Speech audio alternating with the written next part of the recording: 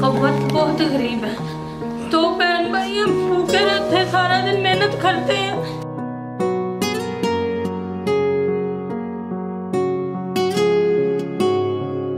मुझे अफसोस हुआ आपकी हालत देख के, मगर खुशी इसलिए हुई कि एहसास सर्वे ने आप जैसे घरानों को की निशानदेही की है। आपका क्योंकि सर्वे में नाम आ गया है तो हुकूमत आपको 2000 रुपए महीना देगी और हुकूमत आपको हर 3 महीने बाद 2000 रुपए बच्चियों की पढ़ाई के लिए देगी।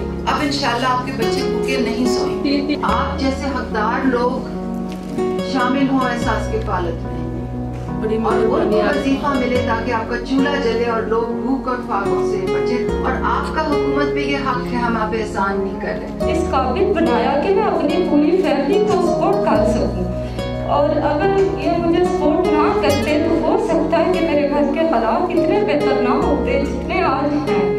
तो मैं बेहद शुक्रगुजार हूँ वज़ीर आज़म इमरान खान का। बहुत खुशी होती कि हमें किसी के सामने सर भी नहीं झुकाना पड़ता और हाथ भी नहीं फैलाना पड़ता। बहुत बहुत शुक्रिया अदा करने बेटे, बहुत बहुत ज्यादा।